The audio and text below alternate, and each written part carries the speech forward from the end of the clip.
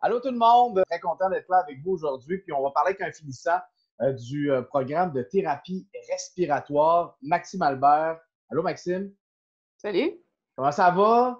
ça va bien, toi? Parce que c'est toujours la question qu'on pose en premier. Comment ça va? Ça va bien aller avec la situation qu'on vit présentement qui est mondiale. Nous, on veut te parler aujourd'hui parce que tu es finissant en thérapie respiratoire au Collège de la Cité. C'est un programme de 3 ans. Je regardais ton curriculum vitae, là, Nouveau-Brunswick, Québec, l'Ontario, et là, tu t'en vas bientôt au Manitoba. Parle-nous un peu de ton parcours.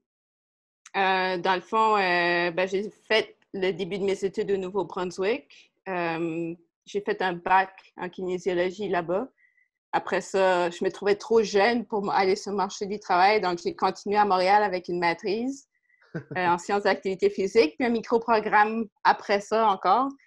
Puis là, j'ai travaillé, puis je me suis dit, je me vois pas faire ça comme emploi toute ma vie. Il me manque le petit push d'adrénaline. Puis j'ai toujours été sauveteur dans mes emplois comme entre-temps. Puis là, j'ai discuté avec des amis qui étaient ambulanciers, puis d'autres qui étaient thérapeutes respiratoires. Puis ça m'a apporté à la thérapie respiratoire qui est à Ottawa. Pour après ça, aller travailler à Winnipeg.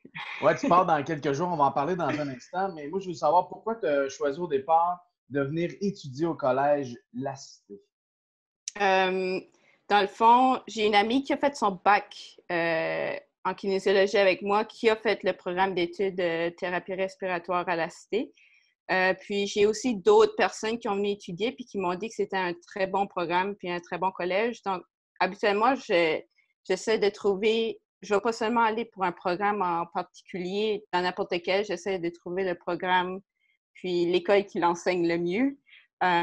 Puis la Cité était un des programmes qui a ressorti. Donc, puis ça me donne aussi l'opportunité de travailler partout à travers le Canada pour pouvoir faire l'examen national puis tout ça. Donc, Hey, parlons-en du travail au Canada parce que dans les prochains jours, tu t'en vas travailler à Winnipeg. Parle-nous-en un peu. Là. il va falloir que je sois 14 jours en isolation, là, Ouais. mais après ça, ouais. Dans le fond, j'ai toujours été quelqu'un qui se met en dehors de ma zone de confort, donc justement de passer d'une province à l'autre comme ça. J'ai jamais été à Winnipeg. J'ai un appartement qui m'attend là-bas que j'ai vu à travers des Jamais. vidéos. Donc, on va voir que ça va donner. Ouais. C'est excitant, mais en même temps, c'est stressant un peu parce que j'ai aucune idée.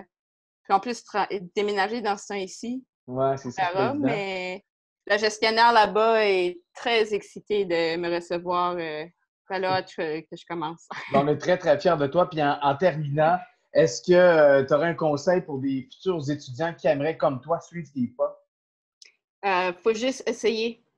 Je veux dire, souvent, on a tendance à être dans le conditionnel si, si, si. Ouais. Puis moi, je suis quelqu'un qui aime pas ça, donc je m'essaye. Je me dis, la pire chose qui peut arriver, c'est que j'ai un refus, mais au moins, je m'aurais essayé, puis je me poserais pas la question, puis éventuellement. Donc, essayez, puis si vous aimez pas ça, c'est correct, il y a d'autres choses, Ouais. mais si vous avez un petit peu d'adrénaline, puis vous voulez aider les gens, là, ouais, c'est pour vous autres. Foncer dans la vie. Mais Ouais. Maxime, on est vraiment fiers de toi. Donne-nous des nouvelles, puis bonne chance à Winnipeg. Bien, merci beaucoup, Yannick.